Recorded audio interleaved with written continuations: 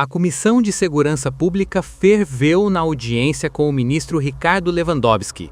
O deputado Gilvan da Federal abriu o pronunciamento defendendo a base da Polícia Federal, mas fez uma crítica frontal ao comando atual, dizendo que a instituição estaria sendo conduzida de um jeito que nem os próprios familiares dos policiais reconhecem.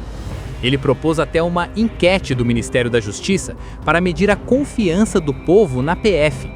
E dali para frente o tom só subiu.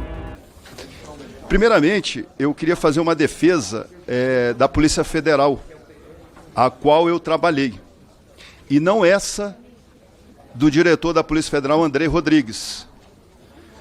Jamais a maior parte dos policiais federais não concordam com a forma que a Polícia Federal vem sendo conduzida pelo diretor, que está sobre a sua subordinação. Eu nunca vi familiares, a nossa própria família, questionando as ações da Polícia Federal. Então a gente está passando, é só fazer uma enquete. Eu gostaria que o Ministério da Justiça fizesse uma enquete sobre a visão das pessoas hoje com a Polícia Federal. O primeiro take tem uma estratégia clara. Gilvan tenta separar duas imagens, a PF de carreira, dos agentes, da PF de direção, do comando político. Ele afirma que a maioria dos policiais não concordaria com a forma como a instituição estaria sendo conduzida sobre o diretor citado por ele, e coloca a credibilidade da Polícia Federal como algo que estaria sendo corroído. Quando ele diz que nunca viu familiares questionarem a PF, ele está tentando passar uma sensação de inversão histórica. Algo mudou tanto que até quem sempre defendeu agora desconfia.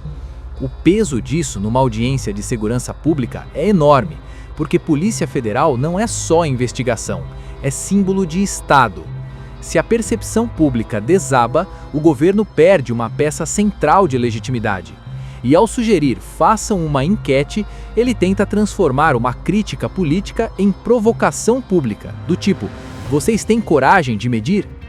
Isso prepara o terreno para o segundo pronunciamento, quando ele muda o foco do comando da PF para o ministro sentado ali e faz uma cobrança pessoal, pesada, mirando o passado de Lewandowski como juiz, desembargador, ministro do STF e ex-presidente do STF e do TSE.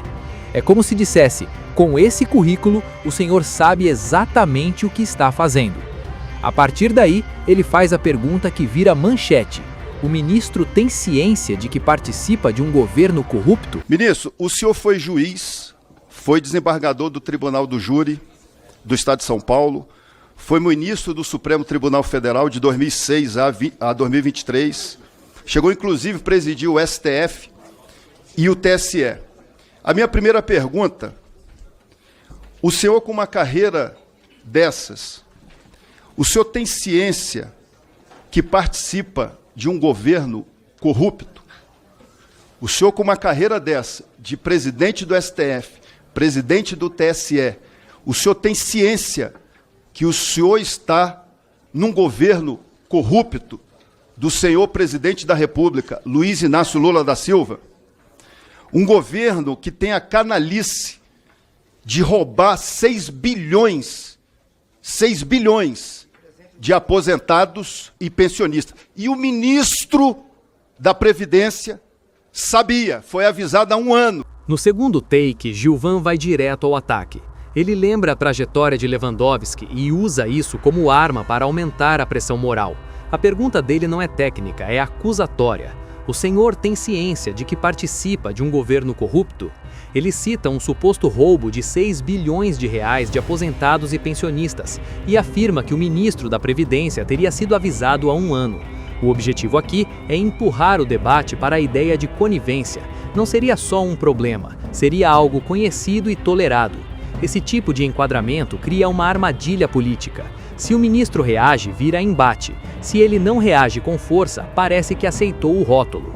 E Gilvan escolhe falar dessa forma justamente numa comissão de segurança pública, porque ali o público espera lei e ordem, não nuance política. Na sequência, ele amplia o ataque para um histórico de escândalos do PT, Petrobras, Correios, fundos de pensão. E vai além, usando o termo descondenado ao falar de Lula, para reforçar que, na visão dele, o presidente deveria estar preso. Ele tenta mostrar que não é uma crítica pontual, é um retrato do que ele chama de padrão de poder. E então, ele puxa o terceiro pronunciamento com um ponto explosivo, a declaração de que disse que não ficaria triste se Lula tivesse um infarto, e que isso gerou reação e investigação. A tensão sobe de vez. Um governo que saqueou a Petrobras, um governo do PT que saqueou os Correios, os fundos de pensões, os maiores escândalos de corrupção do país se encontrou no governo do senhor Luiz Inácio Lula da Silva, que foi condenado por corrupção e lavagem de dinheiro. Se eu fosse chamado para ser ministro da Justiça de um governo corrupto desse, eu não seria. Se fosse chamado para ser diretor da Polícia Federal de um governo corrupto desse, eu não seria. Então é uma vergonha pessoas que se dizem honestas estar participando de um governo a qual esse descondenado deveria estar preso, pagando pelos seus crimes. Eu, na Comissão de Segurança, disse que se ele tivesse um infarto, eu não ia ficar triste. Foi um escândalo, um escândalo.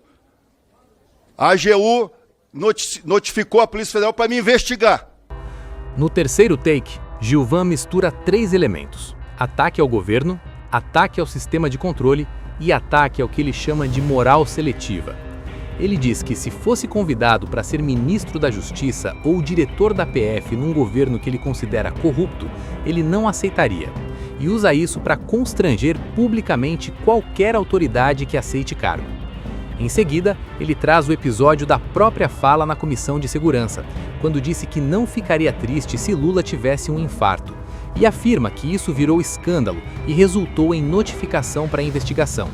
Na construção dele, é como se dissesse: o sistema protege uns e persegue outros. A partir daí, ele mira a AGU, dizendo que não teria moral, e coloca esse ataque como peça de um tabuleiro maior. Instituições que, segundo ele, se movem para proteger o governo e punir críticos. E então ele abre o quarto pronunciamento com uma comparação internacional. Cita a condenação da ex-primeira-ministra do Peru, Nadine, por lavagem de dinheiro e menciona um processo envolvendo Venezuela e Odebrecht.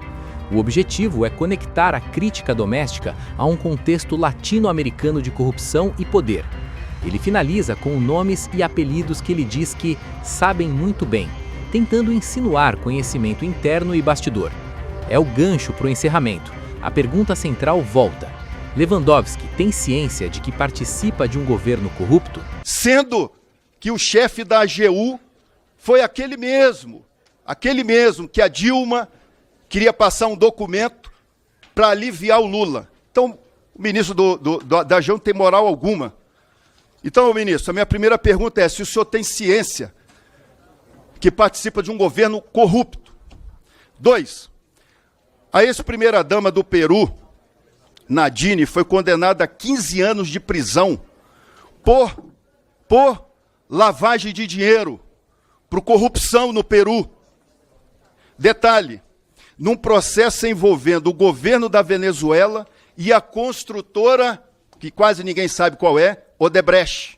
O Lula sabe muito bem, o Montanha sabe muito bem, a amante sabe muito bem, o Lindinho sabe muito bem, os deputados sabem de quem eu estou falando aqui, estavam lá na lista da Odebrecht.